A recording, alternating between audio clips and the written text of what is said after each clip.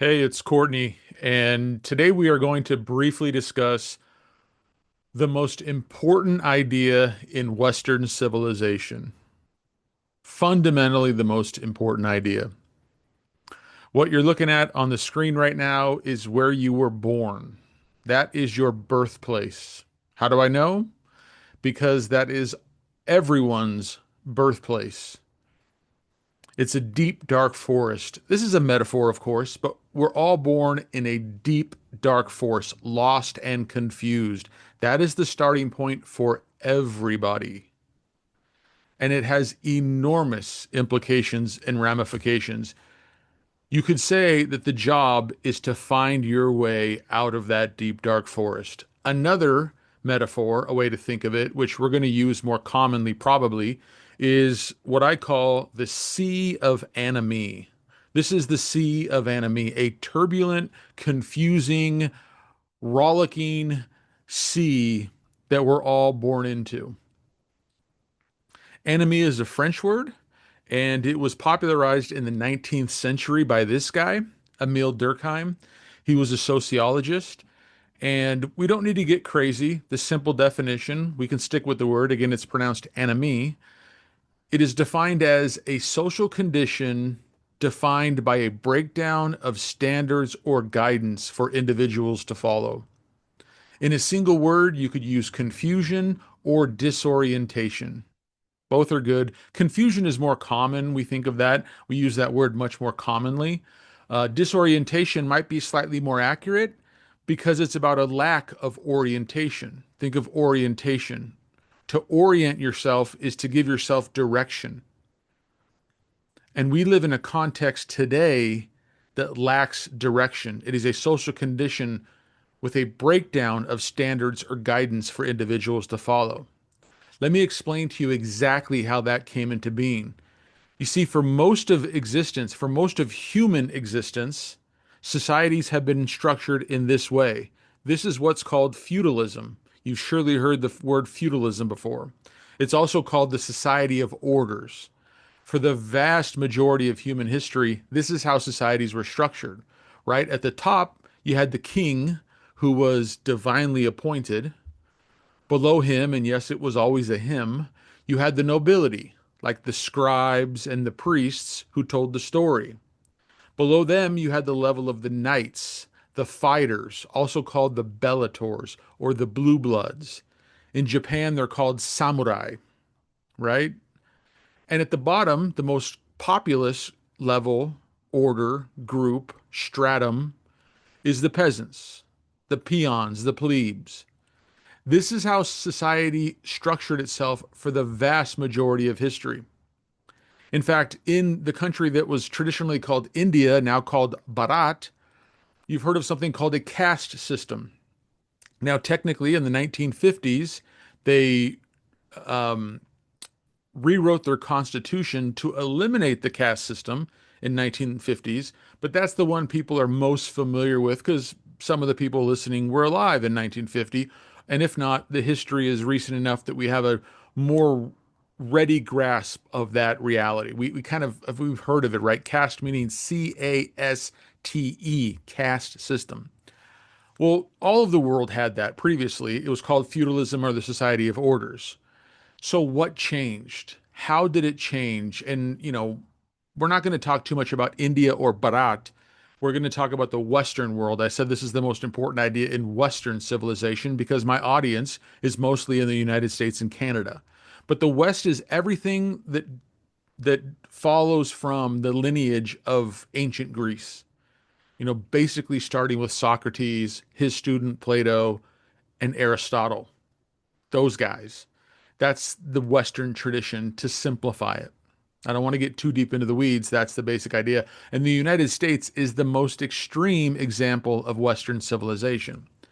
So, what changed? The answer is this thing right here, the War of the Roses. This occurred in England. And as you can see, it was a 30-year long so called Civil War from 1455 to 1485. 30 years long civil war, initially between the House of Lancaster and the House of York.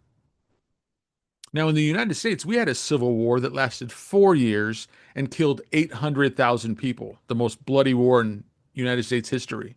That was 4 years in duration and length. Imagine what a 30-year long civil war would do. And what you don't have to take much stretch to imagine is that it utterly decimated the knights.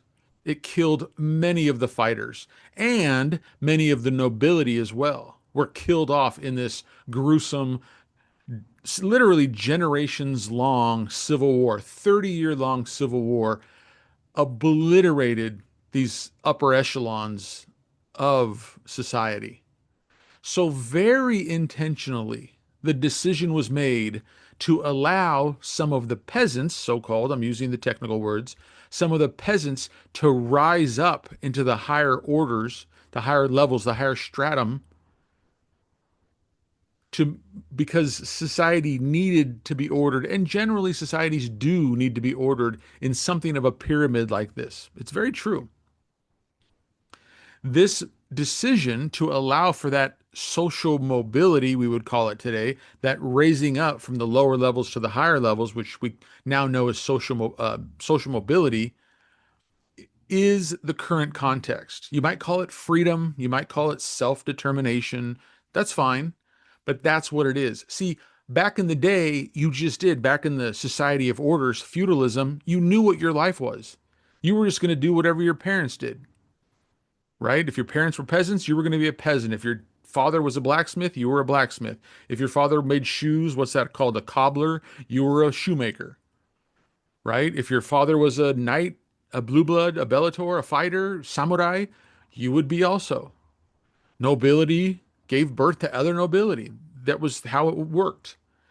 But when after this War of the Roses, an intentional decision to allow for social mobility, this is the current context of freedom and self determination. Now, as you can see, that occurred almost 600 years ago. Almost 600 years ago. So, for all of our lives, we have known nothing else. It's almost even hard to imagine that this was a reality, but it was. But we've lived in a reality of social mobility, freedom, and we worship it. That maybe that's too strong of a word, but we lionize freedom. Right? I remember being younger and watching this movie called Braveheart, right? And the crescendo of the movie is when the actor Mel Gibson was being tortured, and the king said, "All you have to do is submit to my rule, and we will end the torture." And Mel Gibson yells out, "Freedom!" And men are crying their eyes out. Oh my God, we freedom is central to what it is to be human. It does appear to be a human necessity. And we'll get into that a little bit here and more in a second. But freedom is so important. That's the positive side, so called. That's the promise. That's the hope or the dream. But it has a dark side. Don't kid yourself. The truth will set you free. We need to get into the truth if we want real freedom. And to deny that freedom has a dark side is juvenile. It's foolish. It's immature. It does have a dark side. And the dark side is called the paradox of choice. To simplify, we're going over this briefly. We're not going to talk exhaustively. We're going to give you a good overview because this is the context you live in. You live in the land of the free.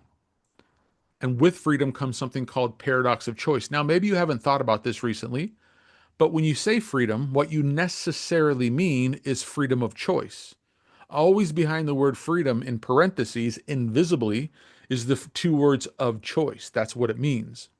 And as it turns out, there's a paradoxical situation when it comes to choice. If you're not familiar with the paradox, don't worry. With the definition or what a paradox is, I'll keep it simple for you. The definition is two easy words. A paradox is a true contradiction. True contradiction. That's what a paradox is. So an example that you're familiar with would be never say never. Right? It's a contradiction, but it's true. The only constant is change. The only constant is change. That's a contradiction, but it's also true. It's a paradox. Another one we're familiar with in the world of entrepreneurship, leadership, what have you, is that you fail your way to success. Think about it. You fail your way to success? That's a contradiction. Yeah, and it's true. It's a paradox. These things are everywhere. You really can't do leadership development. You really can't understand humans to any great degree if you don't have at least some working competence with paradox. And for our purposes today, we're going to talk about, of course, the paradox of choice. And as you can see in the subtitle, more can be less. You know this. If you don't know, if you haven't heard it this analytically, that's fine. I'm giving language and concept to things you probably know in your gut or intuitively. That more can be less. I'm gonna give you specific examples to prove it. And then the second subtitle is How the Culture of Abundance Robs Us of Satisfaction. This is a good book. You should read this book. I think this is a book that you should read before you die. All right. Like, this is an important book. It's written by Barry Schwartz, as you can see. He was a professor at Swarthmore University there outside of Philadelphia. It's a solid book. It does give many examples from the world of business, consumerism, sort of the American context. And there's nothing per se wrong with that. But the concept is much bigger than just business and consumerism, though those are good examples because they help us sink our teeth into these ideas. Speaking of sinking your teeth into something, let's talk about this book right here, real quick. You don't need to read this book. You can if you want. I've read it. It's called The Omnivore's Dilemma, as you can see, written by a guy named Michael Pollan. And though he doesn't talk about it in the Professor Pollan, though he doesn't talk about it in this book, what it is it's the paradox of choice applied to what we eat. So, real quickly, humans can survive as herbivores. And yes, I put the H on that word because why not? Of course. We can survive as herbivores. We don't call them that. These are people that just eat from the plant kingdom. You might call them plant-based. You might call them vegan. I don't mean to be in any way pejorative. We'll just use the word herbivore, which is an old, like, scientific word. You can also choose to eat only from the animal kingdom and survive, and that's called a carnivore. Both are very real possibilities. Because of that, there's no real question that humans are omnivores. Omnivores means you can eat anything. You can eat everything. Of course, that's not totally true. Here in the cover of the book, there's a mushroom you can see right there, and we all know that there are poisonous mushrooms. So it's don't take it too absolutely literally.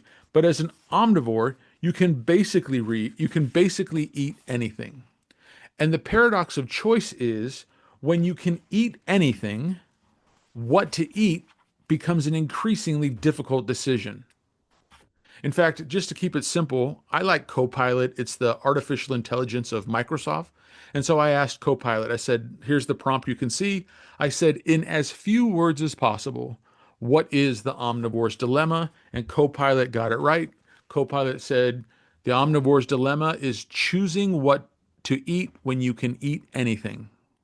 More specifically, balancing health, ethics, and sustainability. Real quick on that, I don't want to go deep into nutrition because I know people get very defensive about that. About is a concept that's very personal and people can get easily defensive on.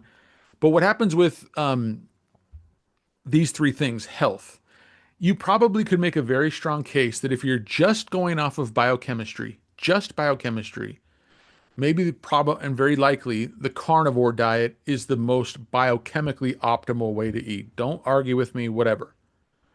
But then we also might want to consider ethics and morality. And if you're going to bring in ethics and morality into the consideration of what's the right thing to eat, you very easily could end up in veganism. An idea in veganism is that you should not kill nor subjugate animals for human consumption. And that's not right or wrong either. It's a decision. It's a completely valid way to decide to eat based mostly in ethics and morals. A third consideration, obviously, is sustainability. You know, let's say carnivore, so-called ketogenic or low carb, is biochemically the optimal way, of course, provided you don't do a bunch of exercising. Look, which most people don't. Most people don't do big CrossFit or marathons or triathlons. If you're a more just normal person, you don't do huge amounts of exercise, so you don't need that carbohydrate to fuel that muscle. But sustainability comes into the equation for a couple of reasons. Maybe you do want to exercise, and the truth of the matter is, on carnivore, you can't exercise as much. Carbs definitely can fuel exercise. They can also be an addiction, especially sugar, but that's a different conversation. Sustainability, there's two elements. One, maybe you want to do more exercising because you love endorphins or whatever. That's a real consideration.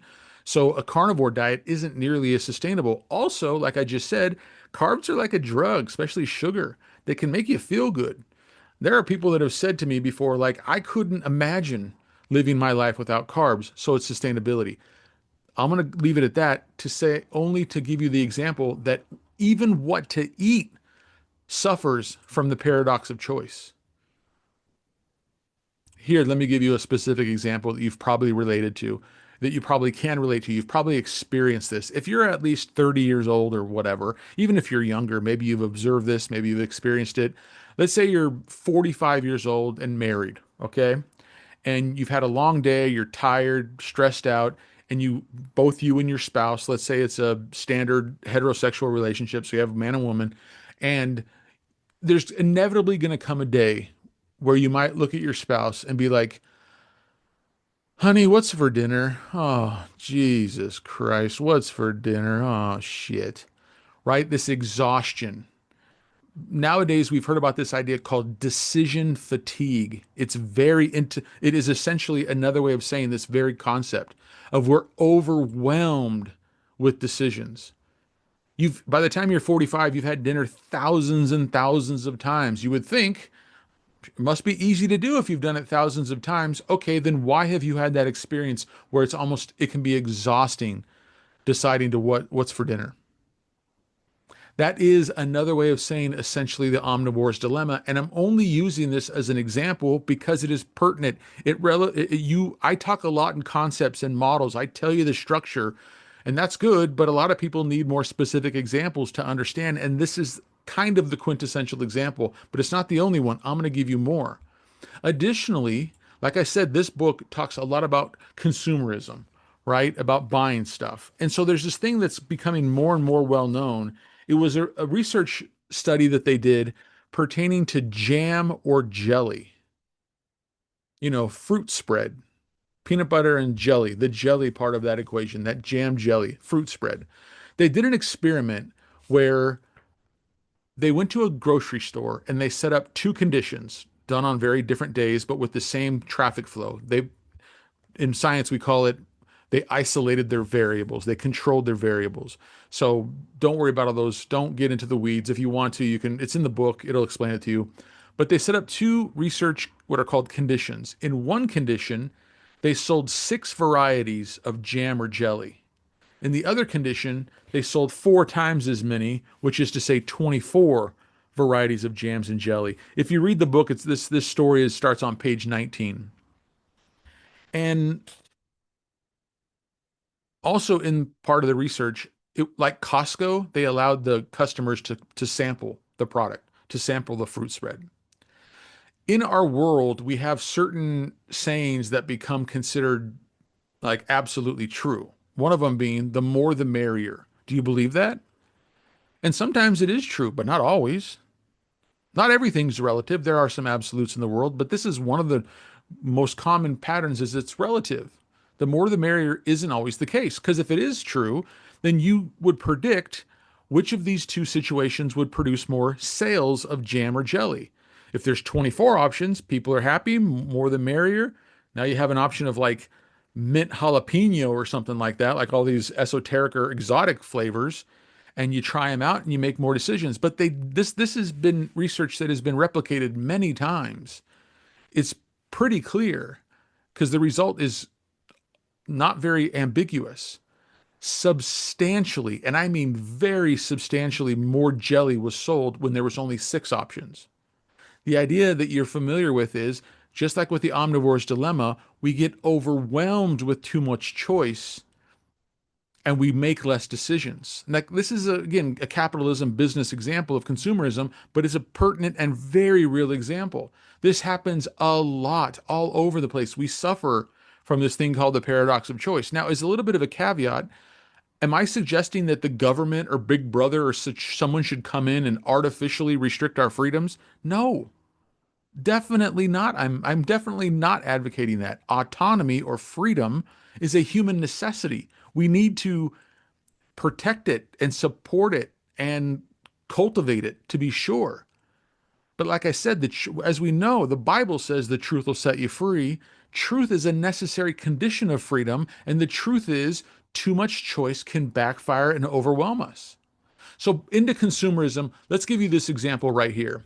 This guy right here, his name's Robert Greene. He writes books. You may have heard of him before. He puts himself out there a lot. He's written The 48 Laws of Power, Art of Seduction, Laws of Human Nature. He's written a number of books.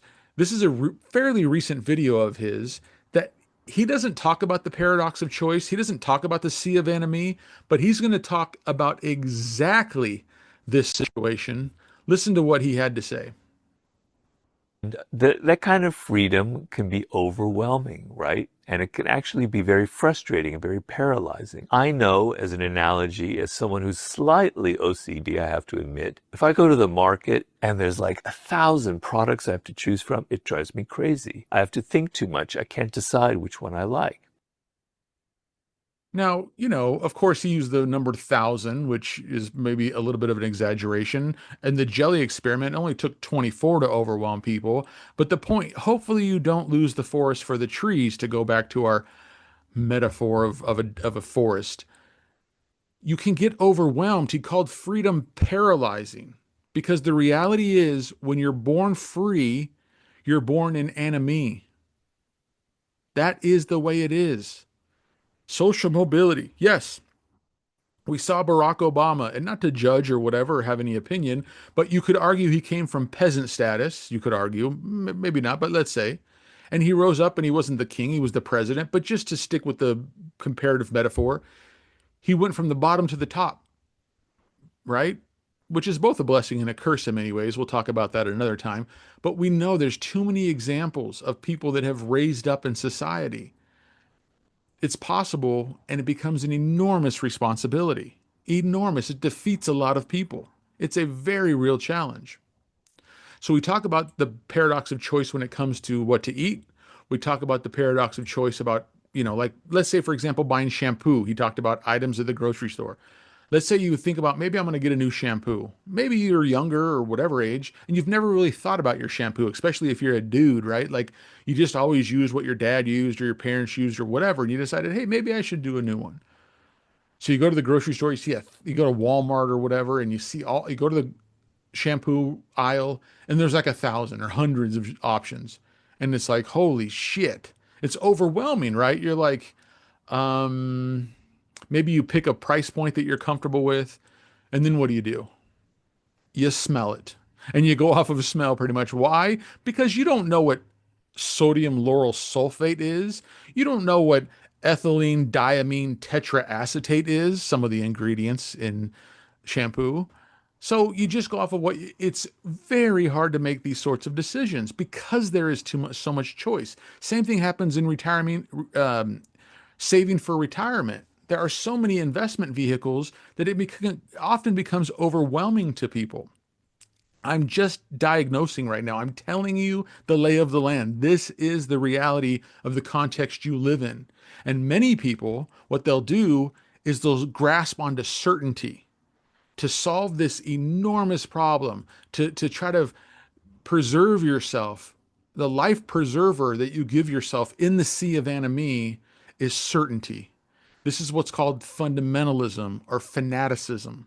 We grab onto some belief system and we say, nope, this is absolutely true, no question. And the reason is because if enemy is disorientation or confusion, maybe you could use the word doubt, a lot of people use certainty to combat that doubt. Now, just because they do it doesn't mean you should. Social proof is not proof. Let's not be children here. If everybody jumped off a bridge, doesn't mean you should. So sometimes social proof is helpful. If there's an empty restaurant and a full restaurant, yeah, probably the full restaurant is better. That's probably a rule of thumb, what's called a heuristic, a mental shortcut that is probably accurate in that case. But there's lots of situations where social proof does not work. And here is kind of the biggest one. A lot of people latch on to fanaticism, fundamentalism, this absolute belief system that they don't question at all, because as flawed as that is, at least it saves them from the sea of enemy. or at least helps them, preserves them, keeps them above water so they don't suffocate, metaphorically, of course, but they don't drown in this sea of confusion. All right, I'll wrap up with two other decisions that we all have to make, and they are almost impossible. And those two decisions are who to marry and what to do. Who to marry and what to do. They, listen, these both are just like, even more so probably than food, quintessential examples of the paradox of choice, the sea of enemy. Who to marry. Think about it. Let's say you're in the United States only, and let's say you happen to be homosexual, because there's the approximations vary, but it's approximately 7% of the population that's homosexual. So in that situation, here I already derived it. We'll do it again. There's about 350 million people in the United States, right? So only half of those are going to be the gender that you would potentially marry, form a life partner, romantic relationship with. Okay, half of them. So that's down to 175. Of that, let's say approximately 20% are underage. So I know we're using approximations. So 80% are adults above the age. That leaves you down to 140. And then, like we said, we're dealing with homosexual people. So 7% of the population is homosexual. Okay. Just in the United States, if you're homosexual, and statistically, most likely you're the standard heterosexual, statistically, even for homosexual folks, 9.8, there are 9.8 million potential partners for you in just the United States. You could not talk to a fraction of those people, never mind actually go on a date with them, or, have any sort of relationship where you might test the waters to see if a long-term partnership, aka marriage, is even possible or even something you'd want to get into. There is way more partners than you could ever talk to. The selection, the group available is functionally infinite. It's not technically infinite, right? If you want to be some nerd and say, "Oh, excuse me, Courtney, that's not actually infinity." Okay, shut up. It's more than you could talk to. So for all intents and purposes, it's infinite. And when you have an infinite choice, never mind thousands like Robert Greene talked about, the decision becomes unbelievably difficult. We have to, people do consider things like race, religion, creed, all these different variables on who we might partner with. And then temperament, personality. Holy Lord, is that stuff a difficult decision. The other one is what career, what to do. And here's how I can prove to you that that's also infinity.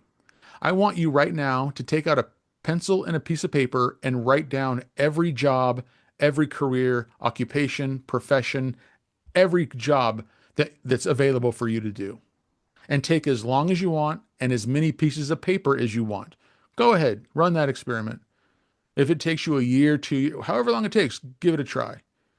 And you're not going to. I don't really mean to do it, because hopefully you can trust me in this tiny leap of faith that you will not be able to write down all the jobs. And I'm not picking on you. I couldn't do it either. There are literally more occupations, careers, professions, jobs than you could even identify, never mind pursue or give a try, test out to see if it's your thing. So it is also functionally infinite. It's overwhelming. The fact of the matter is, most people never answer the question, what do I want to be when I grow up? And become satisfied and fulfilled with the answer. It's so anomic. There's so much anomie and confusion and paradox of choice, overwhelming decision, that most people never get there, and they become restless. They're not settled in their situation. It's very standard. Again, social proof is not proof. Just because that's what most people do doesn't mean you should. You can actually find your way out of the sea of enemy. It's actually available. You can do it, but the way to do it is you need a high quality leader to lead you out. Now, some of us, a very small percentage, essentially a rare phenomenon, is a person, it certainly wasn't me and it probably wasn't you, was born to high quality leaders that led them, showed them the way. Statistically, that's a small minority. So it probably wasn't you. It wasn't me. The other option is now you got to find a high quality leader that can lead you out. That's the only other way. Or there's a third option. You can do it all on your own. If you want to do it all on your own, just be prepared for at least 20 brutally hard years. And I mean brutally hard. I'm talking about a level of energy and compounding that is almost shocking, almost unbelievable. Moses, the story of 40 years in the wilderness, I think that is exactly a story about finding your way out of the sea of enemy, this forest of confusion. It probably will take more like 40 years, but let's just say, even to see any glimmer of hope, 20 brutal hard years. You go online, you go to YouTube, you go to Amazon, you try to figure this shit out on your own. Good luck. Business incentivizes bullshit and deception. I'm not saying that people should be that way, but a lot of them do exploit this bullshit. The definition is half truth. If you're spreading half truths or partial truths, you're bullshitting. Some might say, Courtney, what are you doing talking about the sea of enemy? This is too much. No, it's not. This is a complete thought. This is how you dispel the darkness and the bullshit. It's not the only thing. This is just the core thing, and this is a relatively short video. So, what I can tell you is, as immodest as it may be, your best chance out of the sea of enemy, let's be honest, is to follow me.